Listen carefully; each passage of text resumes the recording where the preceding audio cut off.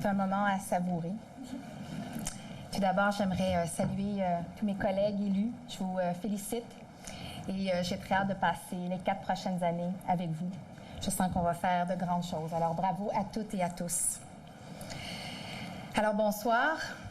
Monsieur le député de Ville-Marie, le Sud-Ouest, Île des Sœurs, représentant le gouvernement du Canada, Mesdames et Messieurs les députés fédéraux et provinciaux, chefs de l'Assemblée des Premières Nations Québec-Labrador, chers collègues du 100e Conseil municipal de la Ville de Montréal, Monsieur le doyen et membre du corps consulaire, Madame la secrétaire générale de l'Organisation de l'aviation civile internationale, Monsieur le président de l'Union des municipalités du Québec, Monsieur le président de la Fédération québécoise des municipalités, présidente et président des syndicats municipaux, Monsieur le directeur général de la Ville de Montréal, Messieurs les recteurs, Madame la chancelière, mon mari, Pierre-Antoine, et mes fils, Gaël et Émile. Distingués invités, soulignons en ce jour que nous nous trouvons en territoire autochtone non cédé. Nous sommes réunis aujourd'hui pour prêter serment, pour honorer la confiance que les électeurs nous ont accordée et pour nous engager à les servir au meilleur de nos capacités pour les 4 prochaines années. Vous avez tous mérité cette place. Vous avez donc tout un rôle à jouer afin de bâtir un meilleur Montréal. Et si aujourd'hui j'accepte humblement le mandat de mairesse qui m'a été confié, c'est parce que je sais que chacun d'entre vous sera là pour m'aider à relever les défis qui se trouvent devant nous.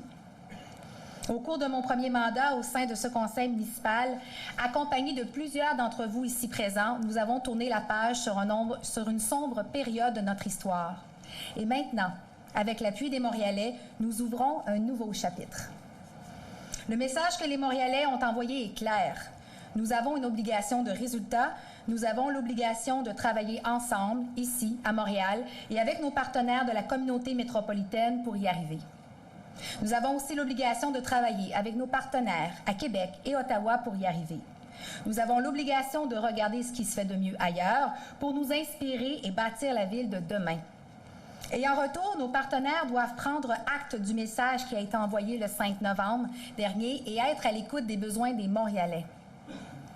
Pour ce qui est des citoyens, je leur demanderai de s'impliquer dans les affaires de la ville, car cette ville ne m'appartient pas. Elle n'appartient pas aux élus qui siégeront au conseil municipal pour les 4 prochaines années non plus. Et elle n'appartient pas plus aux membres du comité exécutif. Cette ville appartient aux Montréalais et aux Montréalaises. Si vous l'aimez comme je l'aime, je vous demande de vous impliquer. Si vous voulez y voir grandir vos enfants comme j'y vois grandir les miens, je vous demande de vous impliquer. Montréal est faite de l'identité de ses quartiers. Montréal est faite des gens qui la composent. Ce sont ces 2 richesses principales que je mettrai en valeur au cours de ce mandat. La ville, elle se transforme. Les changements sont technologiques, démographiques et climatiques.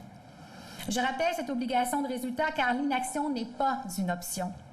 Pour protéger les collectivités face à l'impact des changements climatiques, pour protéger les jeunes et les aînés qui devraient pouvoir traverser les rues en toute sécurité, pour protéger les commerçants qui se donnent corps et âme pour créer de la richesse. Si la ville se transforme, nos réflexes politiques doivent également se transformer. On ne peut plus penser la politique comme nous le faisions il y a 30 ans. Nous ne pouvons plus penser la ville et ses services comme nous le faisions il y a 30 ans. Le Montréal de demain est une ville qui adapte l'horaire et les trajets d'autobus en fonction de la réalité des aînés et des travailleurs autonomes. Le Montréal de demain sera construit par des promoteurs qui ont conscience de l'importance de garder les familles à Montréal.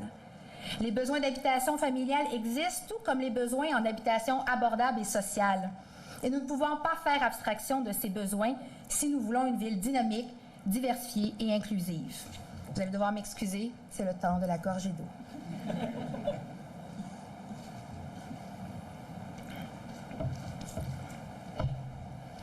Le Montréal de demain sera aussi plus mobile. Parce qu'une ville qui se transforme, c'est une ville qui réalise que les infrastructures existantes et à développer doivent refléter les besoins en mobilité de ses résidents d'aujourd'hui, tout en pensant à ceux de demain. Le Montréal des années 1980 n'est pas du tout le même Montréal qui s'apprête à mettre le pied en 2020. Montréal poursuivra sur la voie de la modernité si elle sait innover pour et par ses citoyens et ses entrepreneurs. Montréal poursuivra sur la voie de la modernité si elle continue à faire rayonner ses artistes, artisans et créateurs, qu'ils soient émergents ou des leaders de la scène nationale et internationale.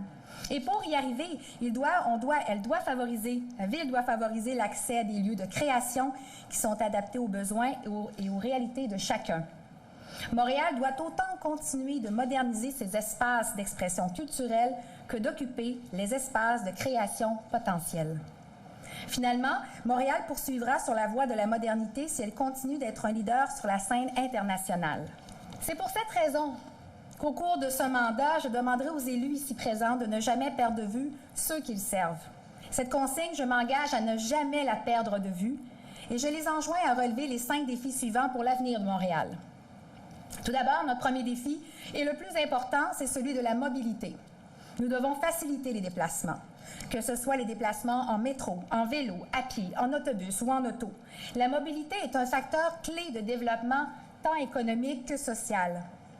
Vous le savez, en fait, c'est le quotidien de vos concitoyens et je vous demande de travailler sans cesse pour qu'une meilleure mobilité devienne réalité. Nous pouvons y arriver. Nous pouvons y arriver parce que nous avons des partenaires à Québec, à Ottawa, qui veulent la même chose que nous et qui sont prêts à investir pour y arriver. I wouldn't put so much emphasis on mobility if it wasn't so important to all Montrealers. I know that what you're going through, all of you, all Montrealers, because I live it every day. I know how important it is for you to get around in this city. And I know that our partners in Quebec City and in Ottawa are also dedicated in making sure that our city has what it needs to make Montreal moving again. To be more competitive, to give what's best for its citizens, to give them what they deserve. The money is there. The window of opportunity is there. We will make it happen.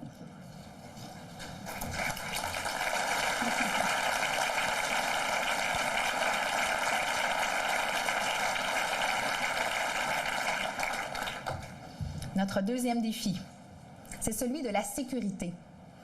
En tant que mère de 2 jeunes cyclistes et en tant que mairesse, je refuse d'accepter que des collisions et des décès prévisibles se répètent d'année en année. Nous devons collectivement prendre les mesures qui s'imposent pour assurer une plus grande sécurité pour nos aînés et nos jeunes, pour les cyclistes et les piétons. Cette responsabilité, je la partage avec vous. Je suis responsable de mettre en place les meilleures mesures de sécurité pour tous les usagers de la route, mais tous les Montréalais sont également responsables de s'assurer par leur comportement que les usagers les plus vulnérables soient en sécurité. C'est une responsabilité partagée. For us, that means longer crossing time for pedestrians.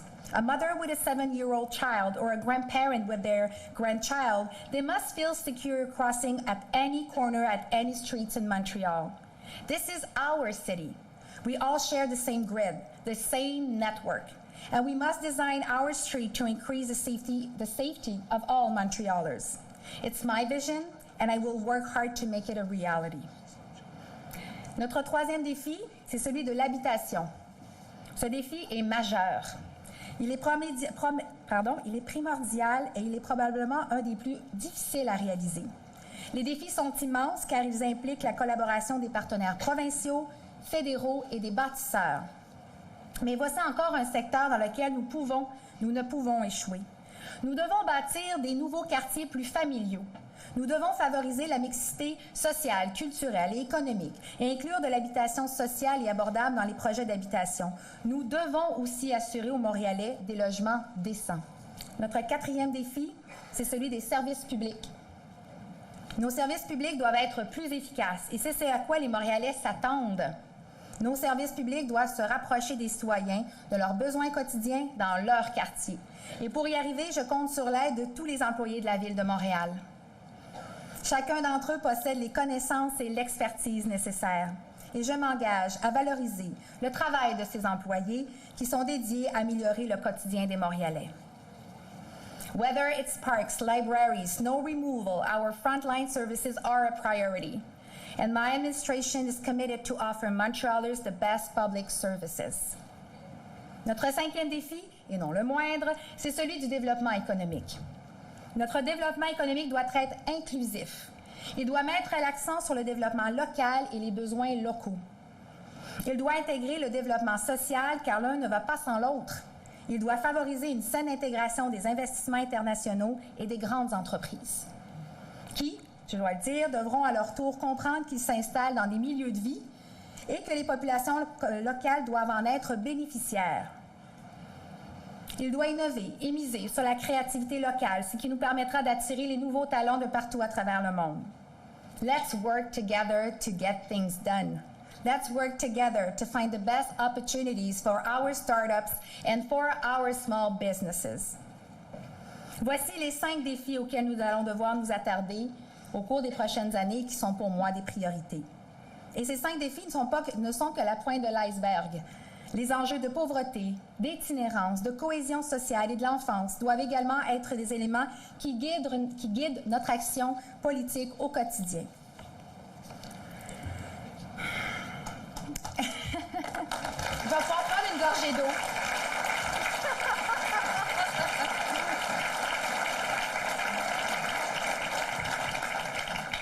En tant que conseillère municipale, j'ai servi les gens de Sainte-Marie avec dévotion au cours des 4 dernières années.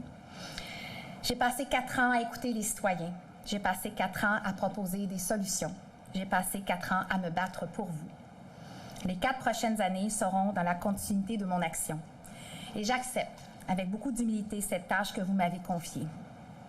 La tâche de poursuivre l'élan économique, entrepris et de développer de nouvelles opportunités, tout en replaçant toujours et encore les citoyens au cœur de la décision. C'est un équilibre qui est difficile, mais possible. Les 4 prochaines années dans mon rôle de mairesse seront différentes de celles de mon rôle de conseillère. Mais elles ne changeront rien, elles ne vont rien changer à ma détermination de me battre afin d'offrir aux Montréalais et aux Montréalaises ce qu'ils méritent.